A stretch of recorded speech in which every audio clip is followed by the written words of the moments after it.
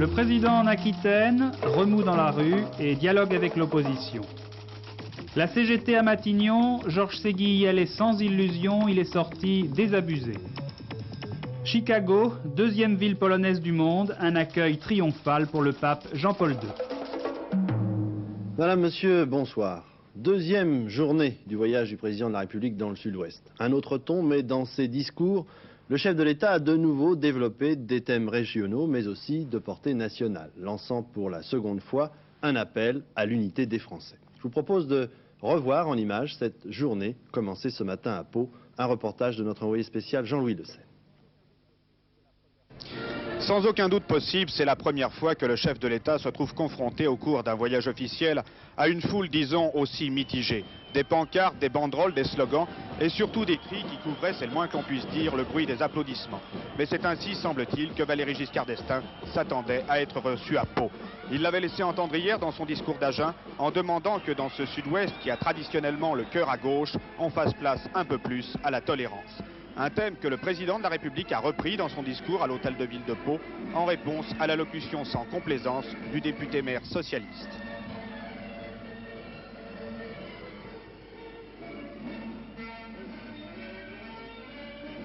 Nous ne demandons pas la charité, Monsieur le Président, mais la prise en considération effective des douloureux problèmes liés au sous-développement et à notre position géographique à l'écart des principaux courants d'échange. Certes, il est nécessaire de stigmatiser les responsables de nos difficultés et d'essayer, selon ces options, de forcer le destin politique, mais cela ne doit pas nous dispenser de rechercher des solutions et d'y travailler. La démagogie est chose facile et certains dirigeants, aussi bien dans la majorité que dans l'opposition, y déploient un redoutable talent. Nous souhaitons, Monsieur le Président, être entendus dans le fracas d'une civilisation nouvelle qui ne peut se construire sans que chacun de nous se sente concerné et motivé. Je voudrais répondre, Monsieur le maire, en improvisant à deux réflexions que vous avez présentées. Ce sera là le dialogue. La politique économique que le gouvernement suit à l'heure actuelle, à quelle politique économique ressemble-t-elle? Elle ressemble, et vous le savez bien, aux seules politiques économiques qui est actuellement réussie en Europe. Le gouvernement aurait naturellement pu choisir une politique de facilité ou d'illusion. Il aurait pu plaire quelques semaines ou quelques mois. Et puis les Français, comme souvent dans leur histoire, auraient ensuite payé une facture amère. Il a préféré au contraire prendre la ligne qui est celle qui a démontré ailleurs qu'elle était la plus efficace en ce qui concerne le développement d'activités économiques et l'amélioration progressive de l'emploi. À ce sujet, je dois vous donner une indication encourageante et vous lancer un appel. L'indication encourageante, c'est que l'on observe, depuis quelques mois, depuis les mois récents, et ceci paraît se confirmer à la fin septembre, une tendance nouvelle en ce qui concerne l'évolution de l'emploi. Ce n'est pas encore l'amélioration telle que nous la souhaitons, telle que nous la voulons, mais c'est l'amorce d'une évolution différente. D'ici quelques jours, les chiffres pourront être comptabilisés et publiés, et vous verrez que par rapport à la crainte que l'on éprouvait, qui était celle d'une détérioration accentuée à la fin de l'année, l'évolution, au contraire, paraît s'orienter, et chacun et vous-même s'en réjouiront, dans une direction qui soit moins défavorable. Quelques instants plus tard, devant le Conseil général des Pyrénées-Atlantiques, le chef de l'État devait parler encore une fois de l'Espagne, mais à propos du Pays basque. Gardons-nous, a-t-il dit, d'intervenir dans les affaires intérieures d'un pays étranger et ami. Ce soir, Valéry Giscard d'Estaing est au cœur du vignoble bordelais, à Saint-Émilion même, dans une atmosphère qui, vous le comprendrez, est bien différente de celle de Pau. Ce soir, c'est un gaulliste, Jacques Chaban-Delmas, qui reçoit le président de la République, comme il l'accueillera demain dans sa mairie de Bordeaux. Mais auparavant, le chef de l'État s'était rendu à Libourne, dont le maire n'est autre que Robert Boulin, le ministre du Travail. Là, M. Boulin a eu le droit à un éloge remarqué de la part du président de la République, un éloge d'autant plus remarqué que M. Boulin figure toujours aux yeux de la classe politique en très bonne place comme successeur possible de Raymond Barre à l'hôtel Matignon. Et après la politique, en fin d'après-midi, le chef de l'État a visité à Saint-Émilion une exposition d'artisanat d'art, un artisanat bien spécial. Il y a 4 ans, M. Giscard d'Estaing avait demandé un rapport sur les métiers d'art qui connaissent à notre époque de nombreuses difficultés pour survivre. À l'occasion de ce voyage dans le Sud-Ouest, Jean-Michel Mercurol est allé voir sur place si l'État avait donné l'exemple pour aider à la revalorisation de ces professions dont certaines vivent essentiellement des commandes publiques. Céramistes, luthiers, ciseleurs, si l'on a recensé quelques 130 métiers d'art, impossible encore de savoir au juste combien d'artisans exercent ces professions. Certes, le sauvetage de l'artisanat, lancé il y a 4 ans, poursuit son cours. Pourtant, bien des métiers vivent dans l'incertitude, même ceux comme la restauration, pour qui l'État est demandeur. Ça fait plus de 4 ans que j'ai ce tableau en dépôt ici. Et j'attends toujours que le devis soit accepté par les monuments historiques. Et là, je suis en train d'essayer de voir s'il ne s'est pas abîmé depuis les 4 ans qu'il a passé ici. Mais la peinture semble très saine en dessous. Les tableaux les plus intéressants sont donnés par les communes et par les monuments historiques, parce que ce sont des bonnes toiles assez anciennes, etc.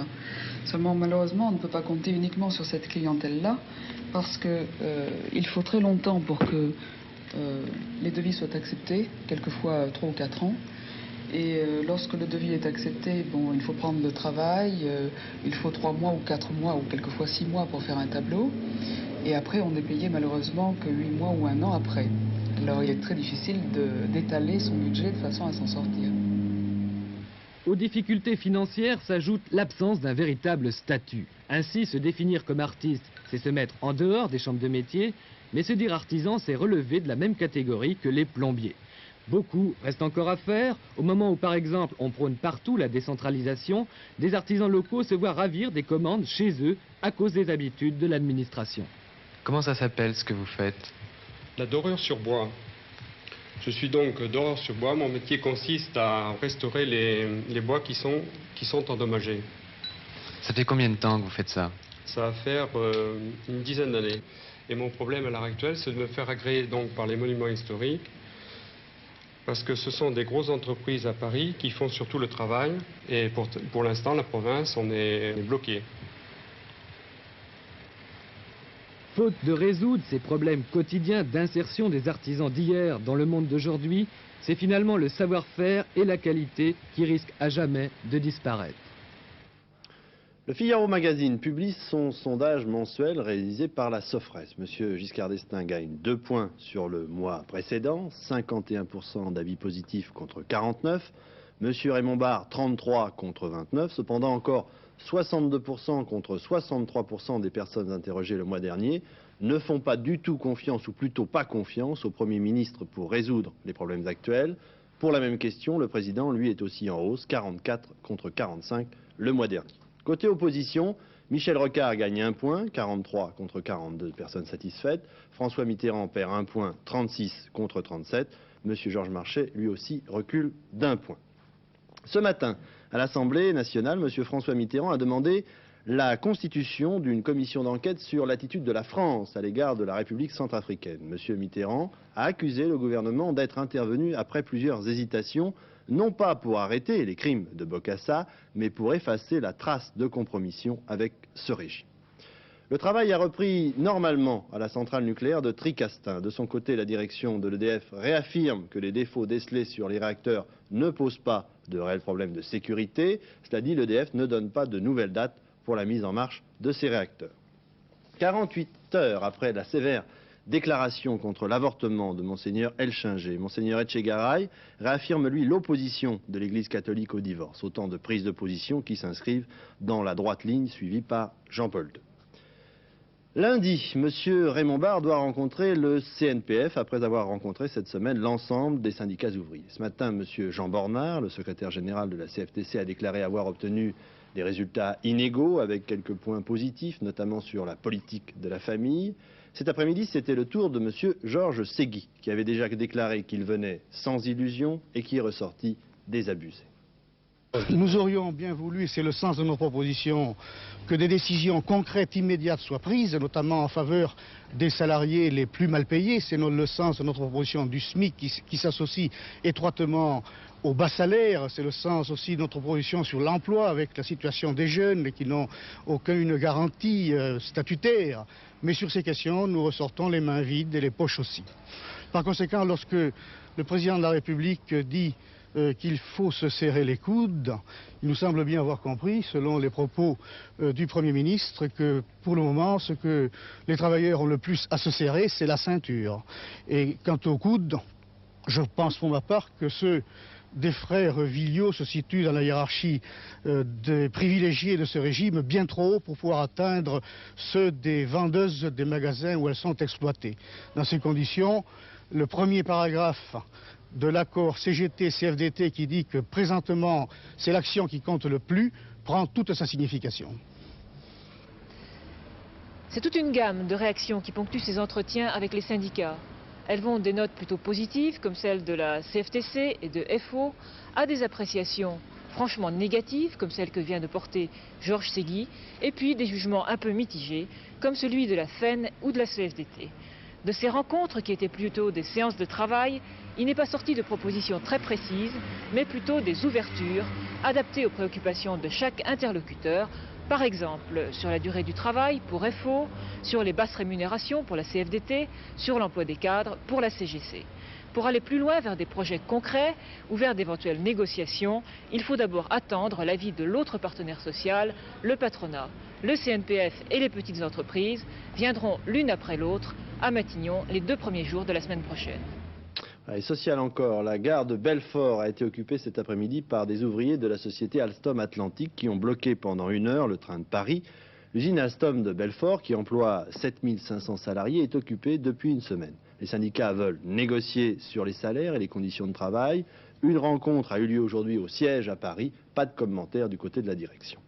Le CNPF, le patronat, dénonce dans un communiqué les violences du Parti communiste et de la CGT qui, depuis 1 mois, ont attaqué, selon le CNPF, et occupé et saccagé plusieurs locaux du patronat en province. Le syndicat national de l'enseignement supérieur a décidé une journée de manifestation le 17 octobre prochain pour dénoncer ce qu'il appelle la politique d'asservissement de l'enseignement supérieur aux besoins économiques du moment. Après la fièvre du début de semaine, l'or continue de descendre sur toutes les places financières du monde. Depuis son sommet de 446 $ l'once mardi, il a reperdu 80 $, ce qui le ramène à son cours d'il y a 2 semaines. Monsieur Jody Powell, le porte-parole officiel de la Maison-Blanche, confirme que le président Carter annoncera officiellement sa candidature à un 2e mandat le 4 décembre prochain. On peut donc s'attendre très rapidement à une réaction de son concurrent direct et encore officieux, Edward Kennedy. Monsieur Léonid Brejnev est en visite officielle en Allemagne de l'Est à l'occasion du 30e anniversaire de la fondation de la RDA, après la Deuxième Guerre mondiale. Par un de ces paradoxes dont l'histoire a le secret, l'Allemagne est redevenue pour la 2e fois en moins d'1 siècle l'une des plus grandes puissances mondiales, même si cette seconde fois, elle a été coupée en 2. En effet, la République fédérale, côté occidental, et la RDA, côté oriental, sont toutes les deux la vitrine, l'image même de la réussite de 2 types de sociétés complètement opposées qu'elles incarnent dans les Europes. Oui, il y a effectivement toujours des différences entre les 2 Allemagnes, mais les différences ne sont plus du tout ce qu'elles étaient en 1961, lorsqu'on a construit le mur de Berlin pour empêcher les Allemands de l'Est de passer en masse à l'Ouest. Il est vrai que la République fédérale est encore beaucoup plus riche que la République démocratique, mais la différence de niveau de vie est infiniment moins vertigineuse qu'elle était il y a 20 ans. Dans l'ensemble, on peut dire que les Allemands de l'Est vivent de façon assez confortable. De plus, lorsqu'ils passaient à l'Ouest, autrefois, ils étaient sûrs de trouver un travail mieux payé qu'à l'Est, mais maintenant, ils savent qu'il y a du chômage et qu'ils risquent, s'ils passent à l'Ouest, de ne pas trouver de travail du tout. Du coup, le phénomène qu'on peut appeler d'aspiration d'Est en Ouest est beaucoup moins violent qu'il l'était. Mais est-ce que cela veut dire pour autant que personne ne cherche plus à sauter ce fameux mur? Ah si, il y a encore plusieurs milliers de Berlinois, d'Allemands de l'Est qui passent illégalement à l'Ouest tous les ans, mais autrefois c'était plusieurs milliers qui y passaient tous les jours. C'est une affaire d'état d'esprit qui est différent aujourd'hui.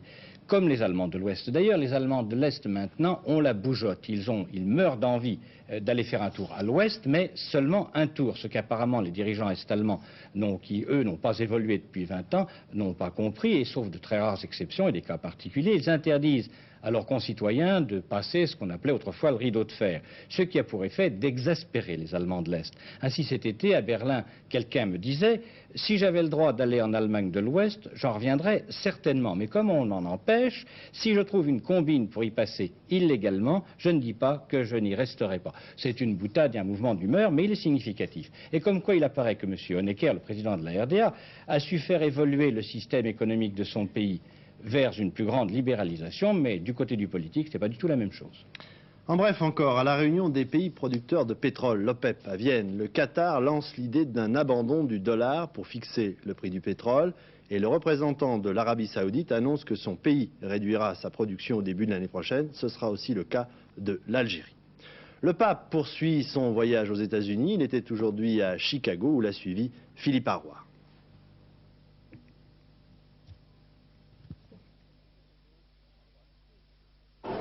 Chicago, une paroisse pauvre.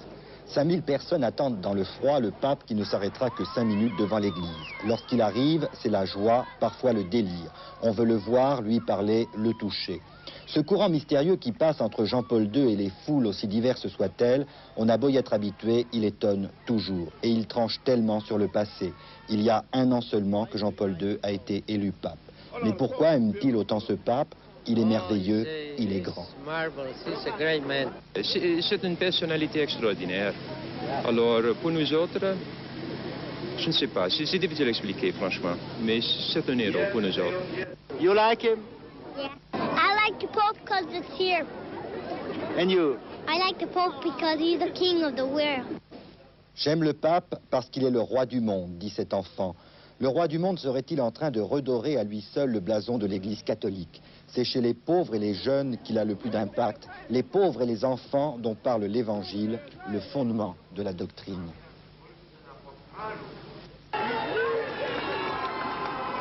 Dans quelques instants, le pape va célébrer la grand-messe ici à Chicago. Tout à l'heure, devant les évêques américains, il a rappelé que la doctrine de l'Église était un tout sur lequel on ne pouvait transiger.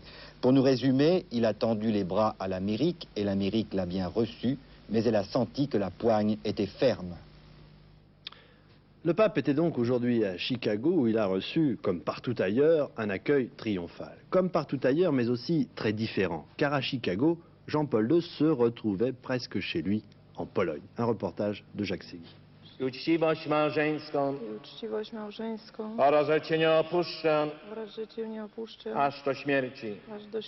Tak mi dopomóż, Panie Boże Wszechmogący. À l'église Saint-Hyacinthe à Chicago, la messe du mariage est dite en polonais.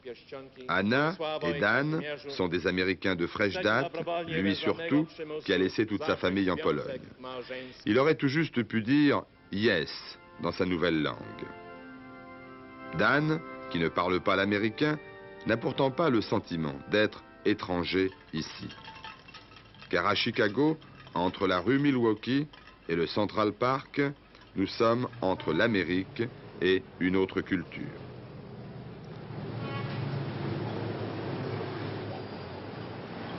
Le pape ne visitera pas ce quartier, mais chaque vitrine lui souhaite la bienvenue pour rappeler également que Chicago, avec ses 600 000 Polonais, est, après Varsovie, la deuxième ville polonaise du monde. Il s'agit sans doute de la communauté américaine où les traditions sont préservées avec le plus de volonté. Ainsi, chaque samedi matin, les descendants des migrants peuvent suivre un enseignement comparable à celui qu'ils recevraient en Pologne, du moins pour ce qui concerne l'arithmétique, la comptabilité et la géographie. Pour les cours d'histoire, l'histoire de la Pologne ne peut s'écrire de la même façon à Chicago qu'à Varsovie. Il faut que nos enfants sachent ce qui s'est passé là-bas, dit ce professeur. Quelle est l'histoire véritable des Polonais et, en particulier, celle de la Deuxième Guerre mondiale? Les Polham, ainsi s'appellent les Américains d'origine polonaise, ne manquent donc jamais de rappeler leur très vif sentiment national. Bannière au vent, le rouge et le blanc étant les couleurs de la Pologne, ils avaient organisé quelques jours avant l'arrivée du pape une énorme kermesse où tous les corps de métier étaient représentés dans des stands divers.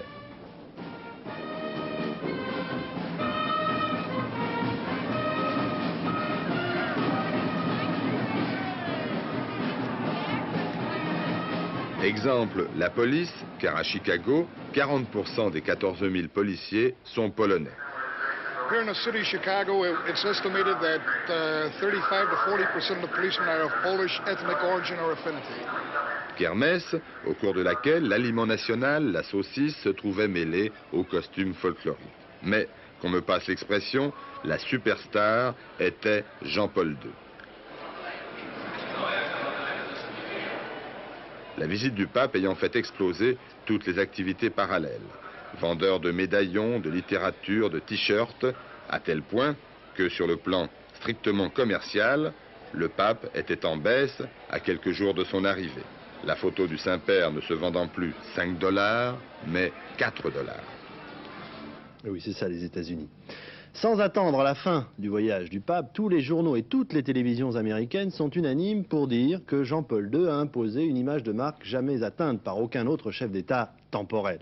À tel point que les spécialistes américains de l'audiovisuel se posent la question de savoir si le souverain pontife n'a pas pris des cours spéciaux sur le maintien et le geste à la télévision.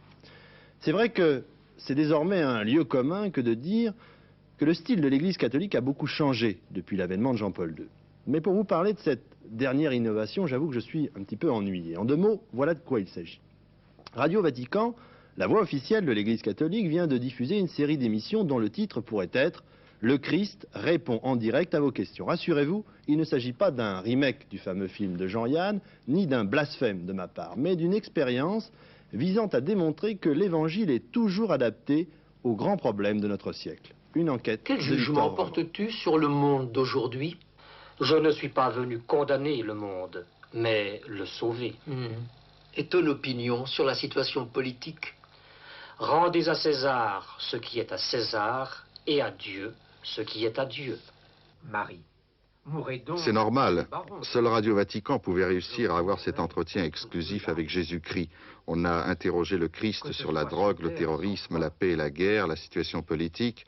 L'entretien a été diffusé en 7 langues, dont le français. Alors mon père, il y a évidemment une objection qui vient tout de suite à l'esprit. Est-ce que ce n'est pas un manque de respect parce que finalement vous les avez inventés, ces dialogues avec le Christ? Vous lui faites dire ce que vous voulez au Christ? Je ne crois pas du tout que ce soit irrévérencieux. Je pense au contraire que c'est un signe de santé spirituelle. Et c'est ce que faisaient aussi les auteurs du Moyen-Âge dans ce qu'on appelait les pièces de théâtre, qu'on appelait les mystères, que vous retrouvez également, par exemple, même chez Peggy, que vous retrouverez même beaucoup plus près encore chez Guareschi avec Don Camillo qui dialoguait avec le Christ. Mais vous pensez qu'il y a des citations de l'Évangile suffisantes pour répondre à des questions comme sur la drogue, sur le terrorisme, sur l'avortement Je pense que les paroles du Christ sont pour tous les hommes et pour tous les temps. Et d'ailleurs, si vous le voulez, nous pouvons vous donner un exemple. Ça sera très simple. Je vais interroger le Christ maintenant. Enfin, celui qui fait le Christ, n'est-ce pas? Qu'est-ce que c'est que l'aliénation humaine dont on parle tant? Celui qui commet le péché est esclave. Et que dirais-tu à un jeune qui se drogue? Celui qui boit de cette eau aura encore soif. Celui qui boit de l'eau que je lui donnerai n'aura plus jamais soif pour l'éternité. Et au fanat du P38 et du cocktail Molotov, qu'est-ce que tu as à dire? Celui qui manie l'épée meurt par l'épée. Dans un deuxième temps, Radio Vatican a diffusé, toujours en 7 langues, un entretien avec la Sainte Vierge. C'est une speakerine de la radio italienne qui a prêté sa voix à la Vierge Marie. Alors comme ça, c'est vous la Sainte Vierge. Il paraît. Je me suis retrouvée avec cette publicité insolite, involontaire pour avoir interprété la Sainte Vierge à Radio Vatican. La Sainte Vierge a répondu à des questions sur l'avortement ou sur les féministes qui vont crier dans les rues en agitant des banderoles. L'émission a produit un certain effet sur les auditrices.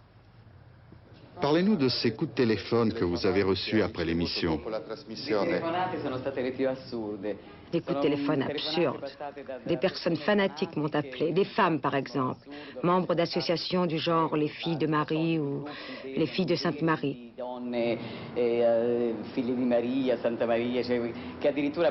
Qui pensaient que j'avais été choisie par la Sainte Vierge, que j'avais entendu des voix intérieures, que la Sainte Vierge m'avait désignée sur terre pour propager la parole divine. C'est une forme de fanatisme absurde. J'ai reçu aussi des insultes de la part des féministes. J'ai répondu que moi aussi, j'étais féministe. Il n'y a pas eu d'auditeurs scandalisés? Non, pas du tout. Pourquoi vous que les gens se scandalisent? Remarquez la parole de l'Évangile. Ou alors au contraire des auditeurs qui vous ont trop pris au sérieux? Ça serait très bon. Qui ont vraiment pensé que le Christ a parlé à Radio Vatican? Non, pas à ce point-là quand même. Les gens ne sont pas naïfs. Voilà, on retombe de haut pour parler du reste de l'actualité. Un engin explosif a détruit la vitrine du magasin de la pharmacienne de la ville de Marnay, dans la Haute-Saône, qui est passée hier en jugement, vous vous en souvenez, pour avoir refusé de vendre des pilules contraceptives. Personne n'a revendiqué cet attentat. Un escroc a subtilisé 7 millions de bijoux à Paris, avec l'accord, si je puis dire, du bijoutier. Le malfaiteur s'est fait passer pour un fondé de pouvoir d'un émirat arabe, qui désirait voir un lot de pierres précieuses et de colliers sans bouger de sa chambre. Il n'y avait pas plus d'émir que de « je vous laisse conclure ». Un papa de 12 ans et une mère de 14 ans pour un petit garçon, Daniel, né au début de la semaine. Cela se passe à Versailles. Les parents des deux écoliers reconnaissent leur tort. Ils auraient dû mieux surveiller leur enfant, mais maintenant que le mal est fait, ils entendent rester à leur côté. Football, on ne peut pas dire que les 4 clubs français engagés dans les Coupes d'Europe et qui s'en sont sortis brillamment au cours du premier tour aient eu tellement de chance aujourd'hui à l'occasion du tirage du deuxième tour, Thierry Roland. Oui, encore que ça aurait pu être pur. Il y a des matchs très importants. Alors procédons par ordre. Dans la Coupe d'Europe des clubs champions, Strasbourg tombe contre le Dukla de Prague. Une équipe d'expérience qui est actuellement 6e du championnat de Tchécoslovaquie à 3 points du leader après 7 journées. Il faut signaler que le Dukla de Prague avait affronté Nantes il y a 2 ans en Coupe des clubs champions et que Nantes l'avait emporté en réussissant 2 fois le match nul, 0-0 à Prague et 1-1 plus exactement à Prague et 0-0 à Nantes. Le match retour aura lieu à Strasbourg, c'est un avantage. En ce qui concerne la Coupe des Coupes, Nantes sera opposé au Steaua de Bucarest. C'est une équipe d'expérience, là aussi, que Monaco avait affronté l'an passé en match préliminaire de la Coupe d'Europe des clubs champions. Monaco l'avait emporté. Le Steaua de Bucarest, actuellement champion, leader du championnat de Roumanie après 9 journées. Et il faut signaler que Nantes affrontera une équipe qui a battu, qui a éliminé les Young Boys de Berne, et cela par 6-0. À l'occasion de ce premier tour.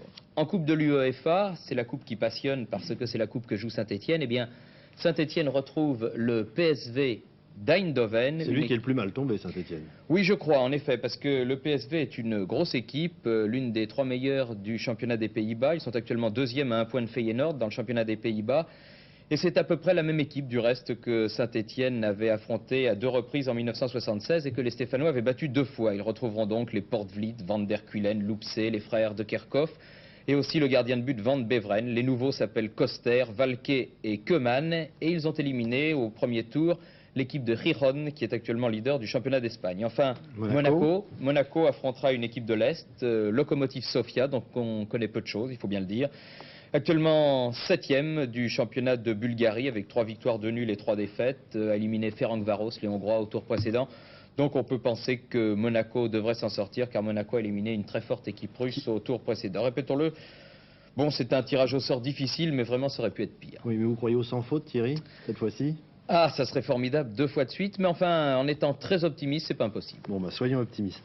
La météo pour terminer maintenant. Le temps demain sera nuageux et pluvieux sur l'ouest le matin, s'étendra dans la journée à la moitié ouest du pays. Les pluies seront accompagnées de vents forts de sud-ouest près des côtes de la Manche et de l'Atlantique. Sur la moitié est, après une matinée fraîche et brumeuse, de belles éclaircies apparaîtront. Tous les espoirs sont permis. Voilà, ce journal est terminé. Dernier rendez-vous avec l'information Hervé Claude. Et je vous rappelle que demain, samedi et demi, présenté par Jean-Claude Mangeot, sera retransmis en direct de Longchamp à la veille du Grand Prix de l'Arc de Triomphe. Bonsoir, bonne soirée.